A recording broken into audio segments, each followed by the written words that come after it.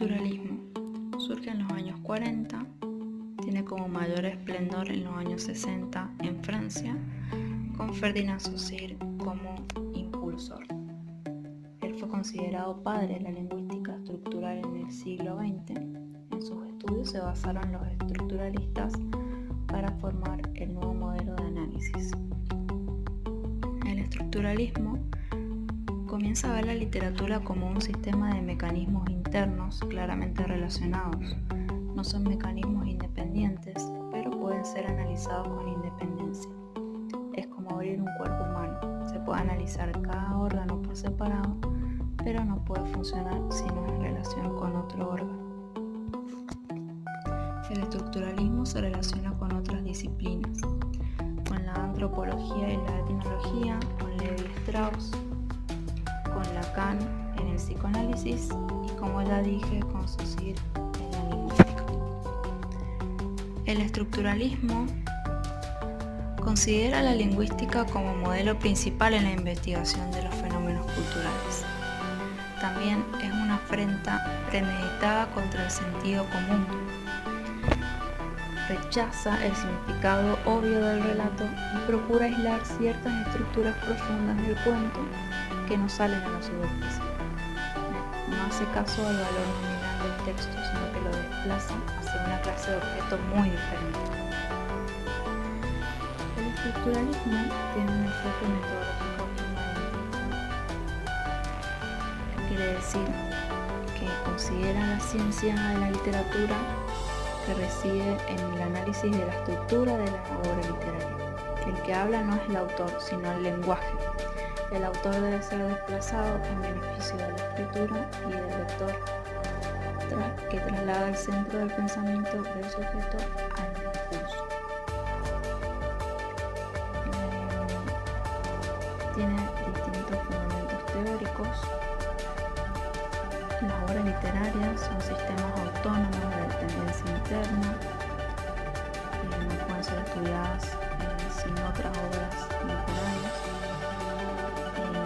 El estructuralismo también se interesa por la búsqueda de esquemas de relaciones cerrados y perfectos, que se centran en las escrituras, en el estudio de leyes generales, reguladoras y fenómenos individuales.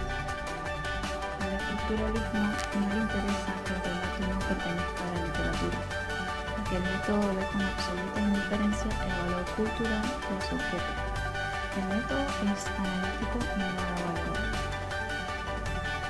Por otro lado, también se puede reemplazar el contenido particular de un texto, ya que hay un sentido en el cual puede decirse que el contenido de un relato es su estructura, y esto equivale a afirmar que el relato se refiere a sí mismo y su tema radica a sus propias relaciones internas, en su modo de dar sentido. El estructuralismo tiene diferentes autores. Comenzamos con Gerard Genette. Gerard Genette brinda 5 categorías, que son duración, orden, frecuencia, disposición y voz. Las categorías de análisis, en el caso del tiempo y del modo, están ubicadas a nivel de historia y de narración, y la voz se ubica en la relación del relato y la narración, entre el relato y la historia. El orden, la duración y la frecuencia se debe estudiar en el tiempo, y la voz, la acción verbal en su relación con el sujeto, debe analizarse desde el punto de vista de la posición temporal y desde la relación entre el acto narrativo y el acontecimiento narrado.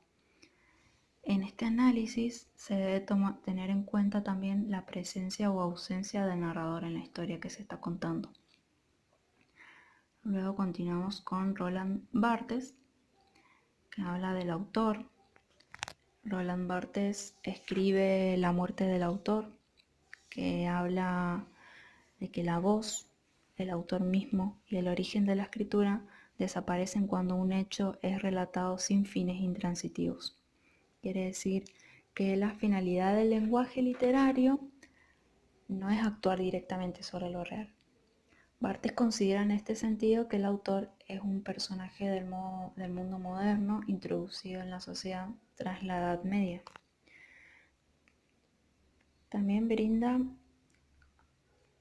tres conceptos, o sea, es una distinción entre tres conceptos: la lengua, el estilo y la escritura. La lengua es considerada como lo general, como un sistema de signos y como un horizonte natural del escritor.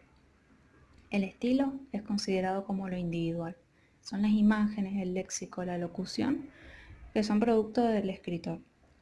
Y la escritura, que es la cual implica la adopción de parte del escritor en cuanto al tono, a la toma de postura, que se convierte en un acto de solidaridad histórica. Luego continuamos con Northrop Free, que habla de las obras literarias.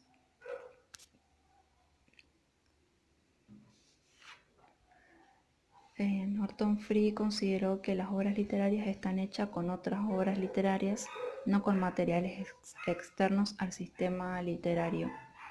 Insistió en que la literatura es una estructura verbal autónoma, totalmente ajena a cualquier referencia fuera de ella, un coto cerrado que mira al interior de sí mismo y que encierra vida y realidad en un sistema de relaciones verbales.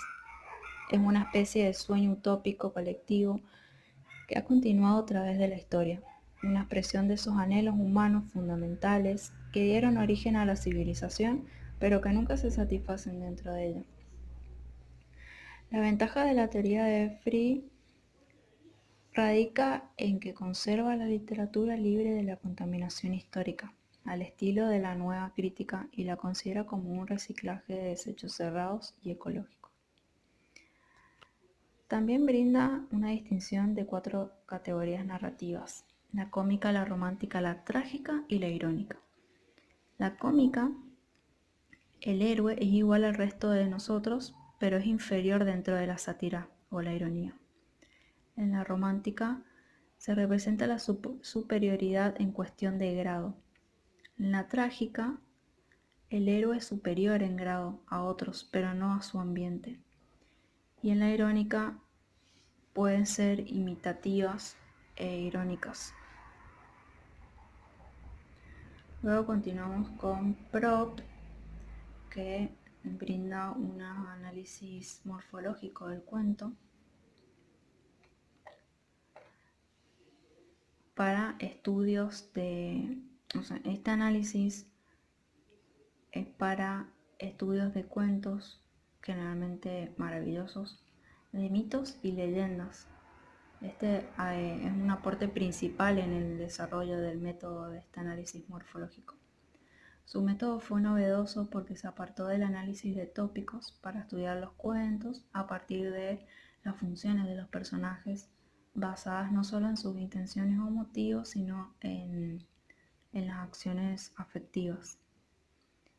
Luego continuamos con Claude Lévi-Strauss en el análisis estructuralista de los mitos. Él habla de que el mito, igual que todo relato, debe leerse de izquierda a derecha, pero también debe leerse de arriba para abajo.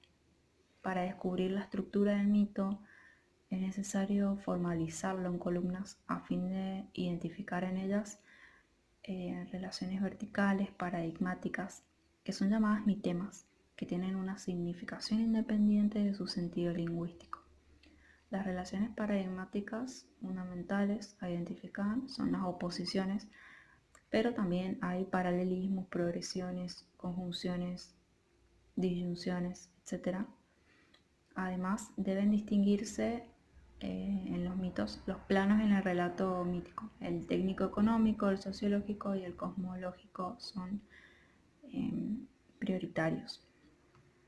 Luego continuamos con Esteban Todorov en el análisis de la estructura narrativa. Él dice como unidad de análisis en el plano sintáctico la proposición, los tipos de vinculación entre las proposiciones y la secuencia.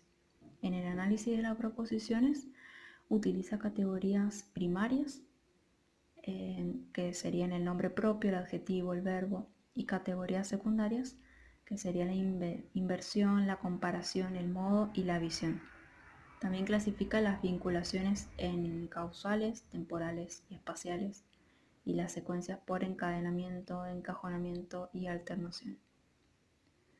Luego continuamos con Greimas en el análisis actancial, donde comprende la estructura narrativa como componente gramatical y la estructura discursiva como componente semántico. Estaría formado por motivos y temas y sería el lugar de inversión de los papeles actanciales y los papeles temáticos de los autores.